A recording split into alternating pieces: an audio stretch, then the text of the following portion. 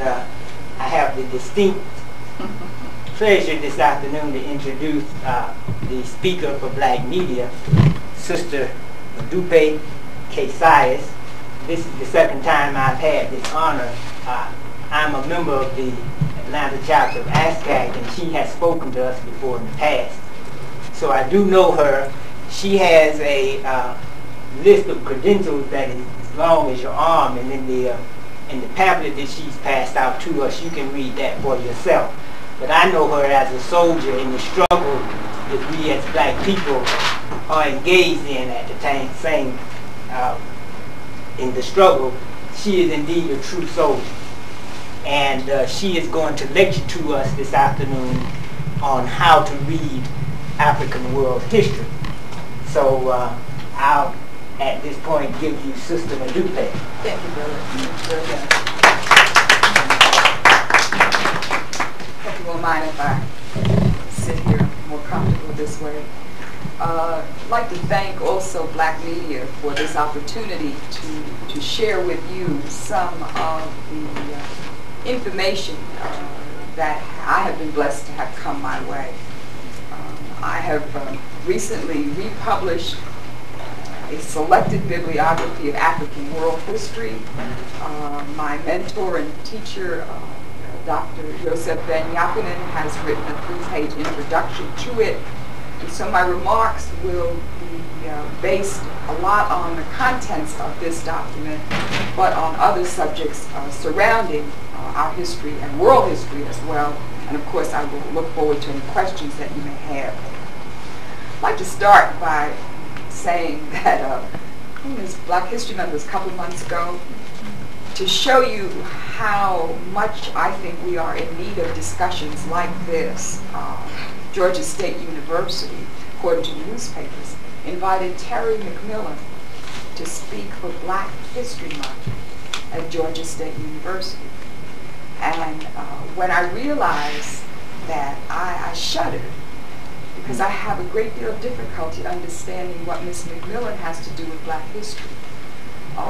And what she has written has to do with Black history. And as a matter of fact, it is my sense that once one knows Black history and world history, one can see that there is really no need to write books about the subject matter of Ms. McMillan's works, because once one understands the legacy of African people, African women in particular, we would quickly be able to discover that the subject matter of Ms. McMillan's last book and the subject matter of African women's history in the world bear no resemblance whatsoever to one another.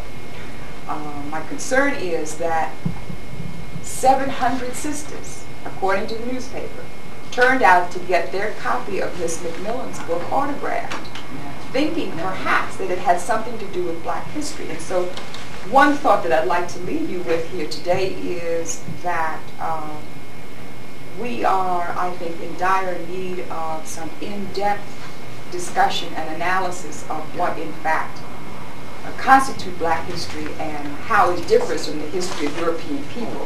The subject matter of Ms. McMillan's last book, Waiting to Exhale, really is no more than a black-faced version of Cosmopolitan magazine, where the image and the character of the women she portrayed bear no real resemblance to African people. I mean, they bear a greater resemblance to European women whose identity is based on what happens in the bedroom. And so with that as an introduction to the need, one of the many examples of how badly we need African history, I'd like to move on. Let me just say this too in that same connection. I have just been so shocked, I guess is the word, as to how many of us are reading materials, fiction of that type and others, that I sometimes take a little survey on the monorail, because I ride the monorail a lot, and stop folk who are reading horror stories and other things which have no resemblance to our history, and ask why they're reading it. And after they give an explanation, I ask them, do you ever read anything serious? And generally speaking, the answer is no. And so I'm forced again to conclude that given the fact that we have been prevented for centuries from even knowing we had a history, and then prevented beyond that from finding out where to go and read about this history, it's no small wonder that so many of us just pick up anything that's in print for entertainment or for enlightenment. And so my remarks are not intended to berate any personalities, but they're intended more as a commentary on the extent to which we have been deprived of access to information that is of a substantial, nourishing nature. In putting this guide together, I call it an annotated study guide. What I have attempted to do is to draw on the wisdom of our elders in guiding us as to what, in fact, we should be reading. Not everything in print is worth reading, regardless of whether it's written by black folks or other people. And in trying to put together a useful piece, I consulted two main sources, well actually five. I consulted the works of our living African American elder historians, and this book identifies which references in here were recommended by those elders: John Henry Clark, Dr. Ben, Chancellor Williams, John Jackson. I combed through the works of those elders, and I had conversations with several of them, asking what in their opinion were the essential things that our folks needed to read, so that a lot of the study groups that exists, they're wandering all over the map. They pick up anything that has been written about black people and plug that into a study schedule. And I began to wonder, was there a need, in the opinion of the elders, to read some things first? Were there some things that would give us the background and the foundation that we would need to help us understand other kinds of things? Should we be reading any fiction at this point?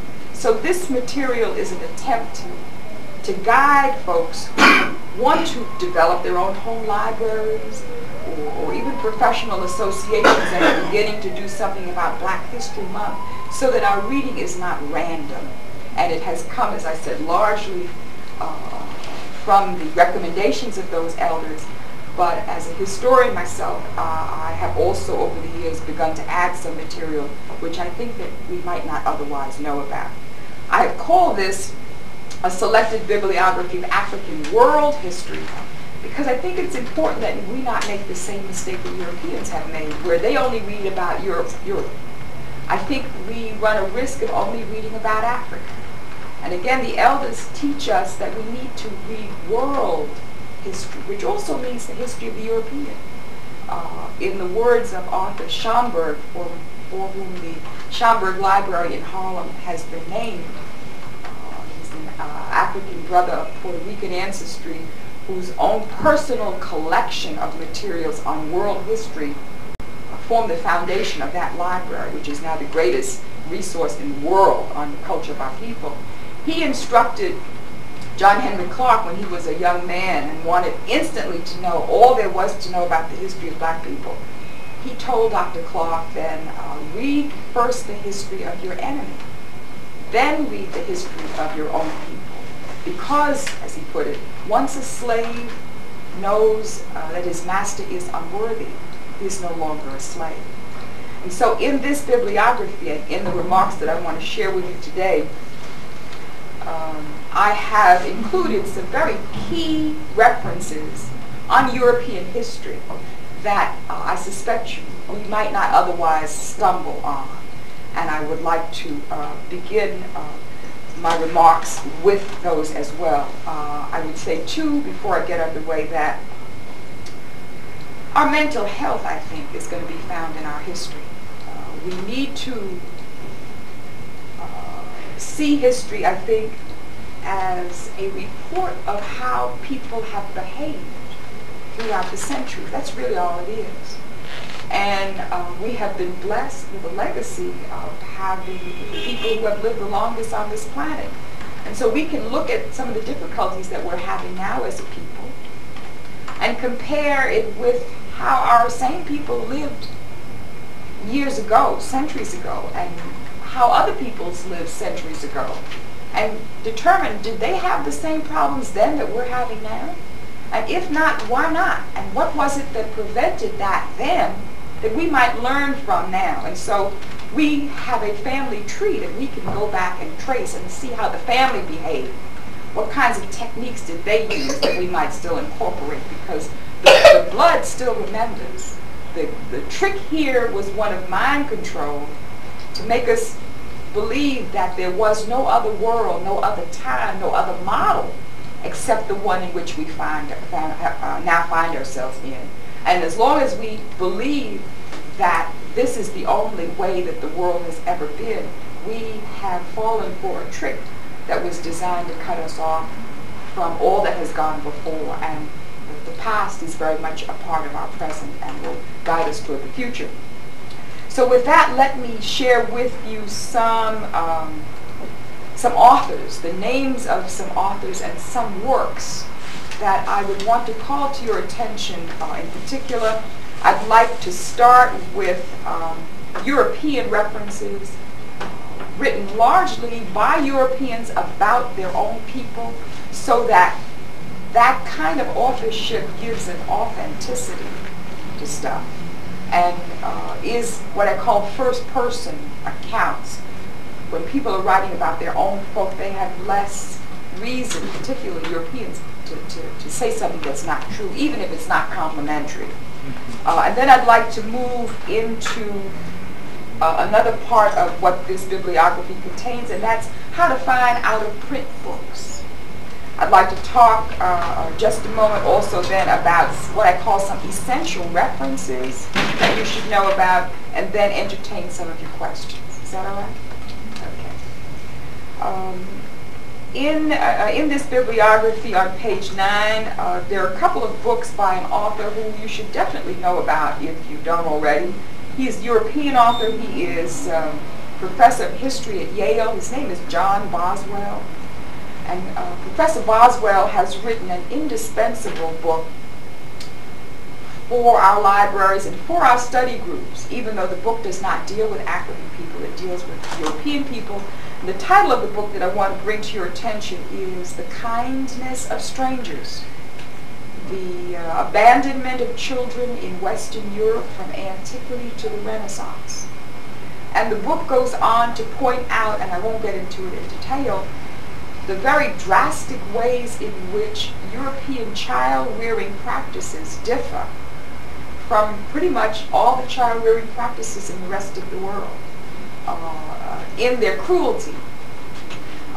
There's an abandonment has been commonplace among European people throughout time, and so the child abuse that goes on here in the United States is really very much in keeping with that tradition.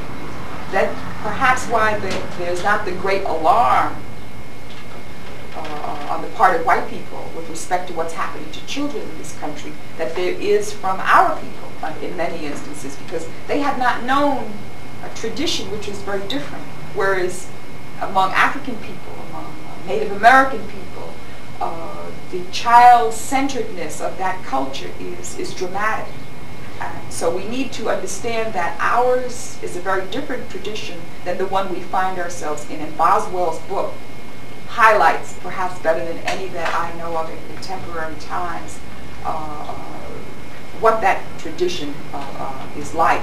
He also has quite a few references and pictures in there. It's difficult reading, and for those of us who've been accustomed only to getting our source of information from TV, it's rough sledding. But even if you read a chapter a month, you need to be familiar with that as background, because the trick was to make us think that this kind of behavior, child abuse, for example, is universal, and it's not. We have begun to pick up other people's habits because we've lived among them, but we have references even within our own family of other ways of relating to children. There's another reference in here by Dr. Dover on page 18. Dover's book is a classic on the history of homosexuality as part of Greek culture.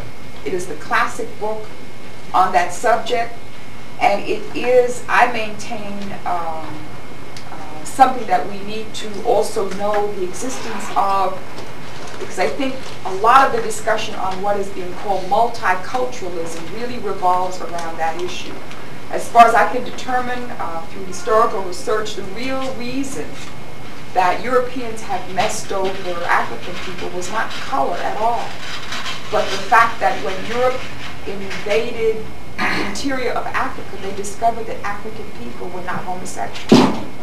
And they had to quickly come up with a rationalization for that, because Greece and Rome are homosexual cultures. And Dover's book is the classic on that subject. There are other references which I will tell you about.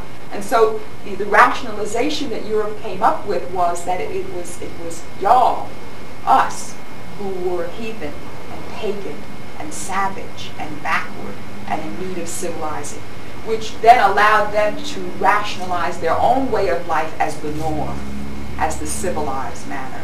And that is still, in my opinion, the basis of the argument that Western civilization should still be the pinnacle. And that is why it is taught and has such a central place, in my opinion, today in the universities. So Dover's book is the classic on that subject. Another book on a related subject in this bibliography, and I've given you just a little annotation about each of these, is a book by Eva Kules, K-E-U-L-S. Eva Kules is a European-American art historian who, in her book, The Reign, R-E-I-G-N, The Reign of the Phallus, P-H-A-L-L-U-S, describes the homosexuality of Greek culture and its hatred of women, and she uses Greek artifacts, Greek vases that have painted on them homosexual acts, and it's a book that, as I said, you would not know a lot about or even hear about, that I wanted to bring to your attention because it serves as a reference point to document the nature of European culture and the ways in which it differs from the cultures of the world. The centrality of homosexual behavior in that culture is considerable. There is also in this bibliography, on that same note, a very classic article by a Mr. Ungaretti.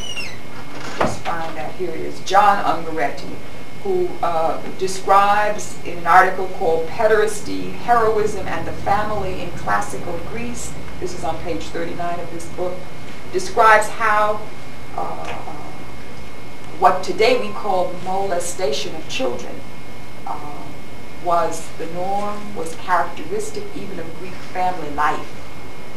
And again, these are articles that are documented in the journals that you should have as a reference.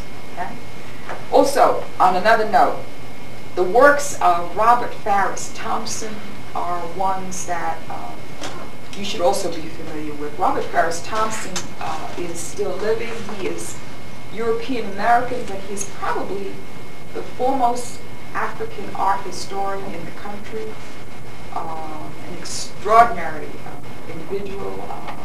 He enjoys the greatest respect from African people on this side of the Atlantic and abroad because of the really profound respect that he has developed in his understanding of African culture.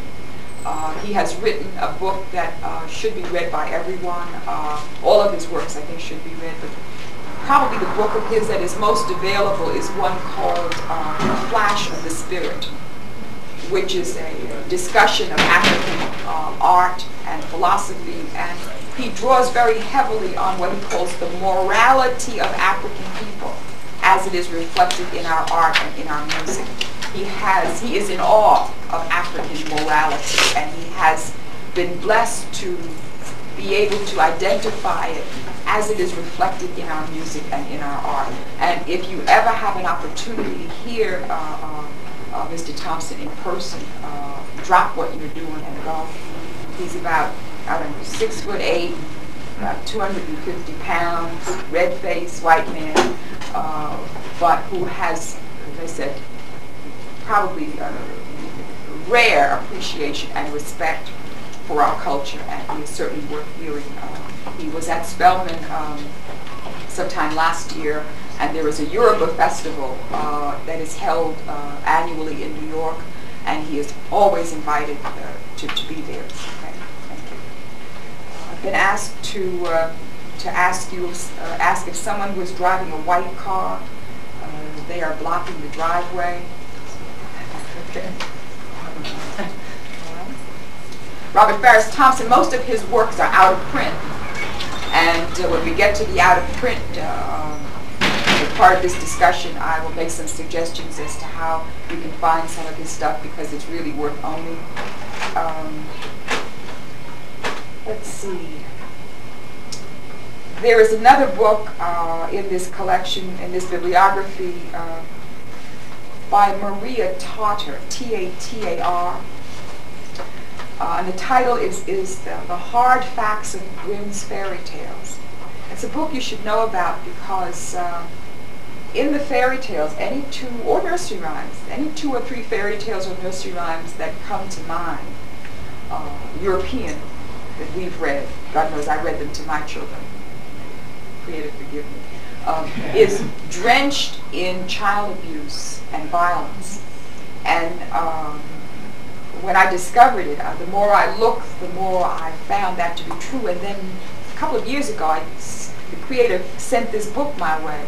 And so I have included it in this bibliography. And Ms. Tatar, a Princeton scholar, European American, has written the background to the Grimm's fairy tales. And in it she describes how these were stories written in Europe by 2 bachelor European men, Jacob and Wilhelm Grimm. And they were not written for children at all originally. They were written as a kind of pornographic adult entertainment for European adults. And they would sit by the fireside in the cool of the evening and kind of share these stories about awful things happening to young people for their entertainment. I mean, I can't quite get into how that could be entertaining, but that is the background and the history. And so again, it's important to know about this kind of documentation, so that when you hear it, when I speak of it, or when others, you understand that it's not just running off at the mouth. And you also again have a very clear-cut example of how very different the cultures are with respect to children. Anyone who could conceive of that kind of material as entertaining is beyond me. And it also is not too far-fetched from the kinds of violence now that is being promoted as entertainment in some of the movies and some of the cartoons for children, so that there's a tradition of this. And when we seek to do something about it, it helps to know that this just didn't develop overnight, that it's a long-standing, has a long-standing history, and that there are people in this country who will not understand what you're talking about if you find that offensive. And so for African people and African children, it is clear that we must develop our own models, which we can draw on from our own traditions. Okay? But with those introductions to the European materials in here, some of them, I'll get to Basil Davidson in another section. Let me move on very quickly to the section in this bibliography that deals with out-of-print materials. I should say also that in many ways, for our people, writing is a backward step, in my opinion. We have been surrounded by so much wonderful literature now that many of us think that if it's not in a book, you can't find it anywhere else. I want to point out that the world existed for a long, long time before there were books, and that there are other ways of knowing and getting information without reading. Richard King, in his book, The African Origins of Biologic Psychiatry, talks about the fact that we have to go to someone else for information is a sign of how ill we have become in this culture. That if we are in proper spiritual equilibrium, the ancestors will come to you and give you the very information that you need. So I'm talking a lot today about books, but I also want to make it very clear that that is by no means guaranteed source of information, that the central and the most reliable source is that which comes from ancestors. And they don't write books because they don't have to. So there are other ways of knowing, is what I'm saying. Certainly nothing wrong with reading a book, but we need to put published materials in their proper perspective, because in our tradition, words have power. And the tradition is such that you don't speak on some things, or you use discretion in the ways in which you use words, because the speaker bears a responsibility for the consequences of the acts that are created by your vibrations. And so on purpose, we didn't put a lot of things in writing. And that's still good advice as far as I'm concerned. But I want to point out that just because something is in print, we tend to be in awe of it, when words have another whole purpose depending on the culture. We live in a culture that's very talkative. People get real uncomfortable when there's silence. But in the elder cultures, as I call it, Native American, Asian, African, silence is a very cultivated form of communication. Silence in the elder cultures is considered the cornerstone of character, the mother of truth. And so the words and talkativeness really are something that we have just begun to be a part of, and doesn't have to be our model, shouldn't be our only model. Let me then talk about the out-of-print books. There are there's an integral part now of the publishing industry which is devoted purely to out-of-print books. And they're pretty easy to find. If you read, let's say, the New York Times Magazine section on Sunday, New York Times Book Review section on Sundays, next to the last page always has some classified ads, included in which are companies that specialize in out-of-print books. If you are interested in an out-of-print book, what you can do, what I have done, I will write a letter saying what it is I'm looking for. I'm looking for such and such by so-and-so, or I just know the title, I don't even know the author, or I may know the author and the subject but not the title.